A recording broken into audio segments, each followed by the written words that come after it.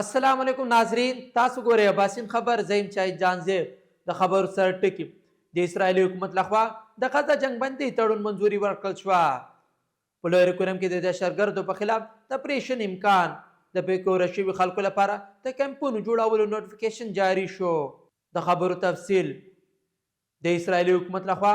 د غزه جنگ بندي تړون منځوري ورکړل شوه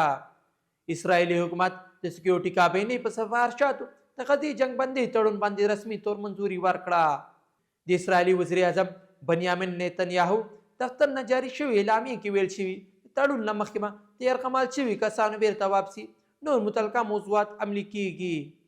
دا جنگ بندي به د اتوار ورځ نه نافذه شي جنگ بندي به شپږو هفتو لپاره وي چې په درې پړاو کې به عملي شي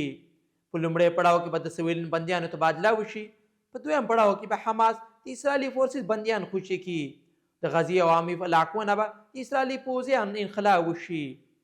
په دریم پړاو کې به د غزې نه د اسرائیلي فورسز مکمله انخلا د غزې بیا تعمیرینو به ترسره شي د میډیا رپورټونو له مخې حماس 33 اسرائیلي یرغمالیان شوي کسانو عکسونه ښکاره کړي په داسې حال کې چې اسرائیل 15 فلسطینیانو بندیانو نومونه فهرستونه شایع کړي د میډیا رپورټونو له مخې د امریکې نوی منتخب صدر ډونالډ ټرمپ باندې په اسرائیل حکومت دباو راوستو چې تړون ومني د شورو په ورځ د قطر وزیر اعظم د اسرائیل حماس ترمنځ د غزې د جنګبندۍ تړون اعلان وکړ د هغه په وینا د جنګبندۍ لومړنی پړاو به د جنوري په 19 شروع شي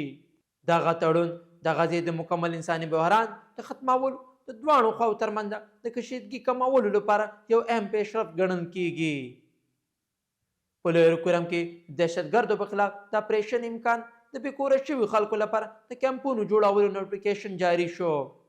د کورن په مختلفو علاقو کې دهشتګردو په خلاف د ممکنه اپریشن د وجه د متاثره کسانو لپاره د بیکوره شوي کمپونه جوړل شول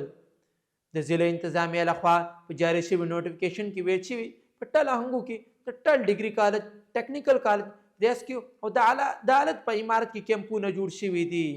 د عامو خلکو د تحفظ یقیني کولو لپاره د اضافي اډیشنل ډیپټي کمشنر لاندې یو کمیټي هم جوړه شوې ده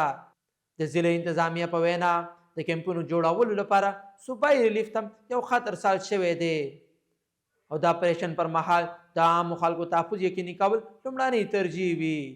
13 ورځ د لویه کورن په بګن علاقه کې په هغو غاړو باندې برید وشو د خوراکو توکو سامان یې وړو په برید کې 2 سکیورټي سرتیري شهیدان 100 کسان لاپته شول نن د وجل شوي شپږو کسانو مړي موندل شوي چې په هغې کې بار ملک نه راغلی ثاقب حسنین هم شامله دی یادونه چې وشي د کورم په اوسنۍ کې شي د حالاتو کې د جرګې په نتیجه کې دواړو خواو د امن تړون باندې د سخت کړی و د تړون له مخې د نقصانات وزاله درنې وسلې د حکومت په واک کې ورکول بنکونو ختمول دي او د تنازعاتو لپاره د مذهبي رنګ ورکولو نه پرهیز کوي داسې مزید خبرونو لپاره اباسین خبر لایک او سبسکرایب ضرور کوئ